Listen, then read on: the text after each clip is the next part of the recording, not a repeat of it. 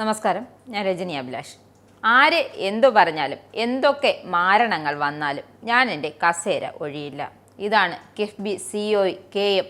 എബ്രഹാമിൻ്റെ നിലപാട്. കിഫ്ബി ജീവനക്കാർക്കുള്ള വിഷുദിന സന്ദേശം എന്ന പേരിൽ അയച്ച ഇമെയിൽ സന്ദേശത്തിലൂടെയാണ് നിലവിൽ മുഖ്യമന്ത്രിയുടെ ചീഫ് പ്രിൻസിപ്പൽ സെക്രട്ടറി കൂടിയായ എബ്രഹാം തൻ്റെ ന്യായീകരണം നിരത്തിയത്. സ്വയം രാജിവെക്കില്ലെന്നും പദവിയിൽ തുടരണമോ എന്ന് മുഖ്യമന്ത്രിക്ക് തീരുമാനിക്കാമെന്നാണ് കെ.എം.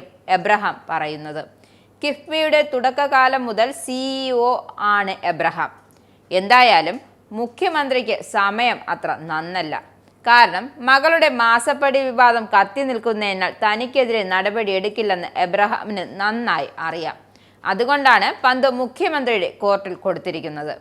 കിഫ്ബി സിഇഒ സ്ഥാനത്ത് നിന്നും താൻ സ്വയം രാജിവെക്കില്ല, പദവിയിൽ തുടരണമോ എന്ന് മുഖ്യമന്ത്രിക്ക് തീരുമാനിക്കാമെന്ന ഒരു വാക്കുകൊണ്ട് അദ്ദേഹം ഉദ്ദേശിച്ചതും അതുതന്നെയാണ്. ഇമാതിരി ആളുകളെ വെള്ളവും വളവും നൽകി പ്രോത്സാഹിപ്പിക്കുന്ന മറ്റാരുമല്ല, മുഖ്യമന്ത്രി തന്നെയാണ്. നേരത്തെ ശിവശങ്കരനായിരുന്നുവെങ്കിൽ ഇപ്പോൾ എബ്രഹാം എന്നൊരു വ്യത്യാസം മാത്രമേ ഉള്ളൂ. CBI അന്വേഷണത്തിന് ഉത്തരവിട്ട ഹൈക്കോടതിയുടെ നടപടിയെ സധൈര്യം നേരിടുമെന്നും അപ്പീലിന് പോകുമെന്നുമാണ് എബ്രഹാമിന്റെ വാദം. തനിക്കെതിരെ ഹൈക്കോടതിയിൽ സമീപിച്ച ഹർജിക്കാരൻ ജോമോൻ പുത്തമ്പുരയ്ക്കൽ ഗൂഢാലോചന നടത്തിയെന്നാണ് ആരോപണം. താൻ ധനവകുപ്പ് സെക്രട്ടറി ആയിരിക്കെ ഹർജിക്കാരൻ PW റെസ്റ്റ് ഹൗസ് ദുരുപയോഗം ചെയ്തത് കണ്ടെത്തിയെന്നും അതിന്റെ ശത്രുതയാണ് ഈ തീർക്കുന്നത് എന്നുമാണ് ന്യായം. തനിക്കെതിരെ അന്വേഷണം നടക്കുമ്പോൾ വിജിലൻസ് മേധാവിയായിരുന്ന മുൻ DGP ജേക്കബ് തോമസിനെതിരെയും കെ.എം. എബ്രഹാം ആരോപണം ഉന്നയിക്കുന്നുണ്ട്. തനിക്കെതിരെ മാധ്യമങ്ങളോട് സംസാരിക്കുന്ന മുൻ വിജിലൻസ് ഡയറക്ടർ നേരത്തെ 20 കോടി തിരിമറി നടത്തിയത് താൻ കണ്ടെത്തിയതാണ്.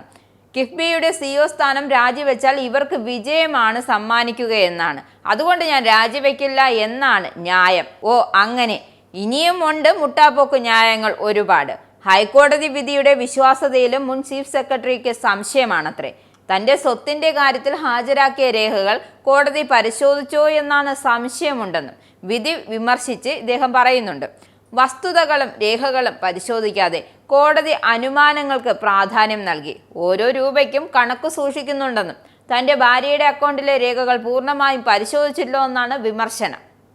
എന്തായാലും വിമർശനങ്ങളൊക്കെ നടത്തി ആ കസേരയിൽ അങ്ങ് അള്ളിപ്പിടിച്ചിരിക്കാൻ തീരുമാനിച്ചിരിക്കുകയാണ് കെ.എം. എബ്രഹാം. നിങ്ങൾക്കും ആനന്ദ മീഡിയയുടെ പ്രേക്ഷകരിൽ ഒരാളാകണ്ടേ? യൂറോപ്പിലും US-ലും ആഫ്രിക്കയിലും അടക്കം പ്രവാസികൾ ഉള്ളയിടങ്ങളിലൊക്കെ ജനപ്രിയ ചാനലുമായി ആനന്ദ് മീഡിയ ഒപ്പമുണ്ട്. ഏഷ്യാനെറ്റ് ഫ്ലവേഴ്സ് അടക്കം നിങ്ങളുടെ വിരൽത്തുമ്പിലെത്തും. ആദ്യം റോക്കു ബോക്സ് സ്വന്തമാക്കുക, അതിൽ നിന്നും ആനന്ദ് മീഡിയ ആപ്ലിക്കേഷൻ ഡൗൺലോഡ് ചെയ്യുക, ഇൻസ്റ്റാൾ ചെയ്യുക. എന്നിട്ട് 02085866511 എന്ന നമ്പറിൽ ഞങ്ങളുടെ കസ്റ്റമർ കെയറിൽ ബന്ധപ്പെടുക.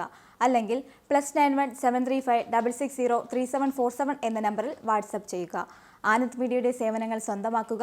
മറ്റു ചാനലുകൾക്കൊപ്പം ആനന്ദ് TVയും എൻജോയ് ചെയ്യുക.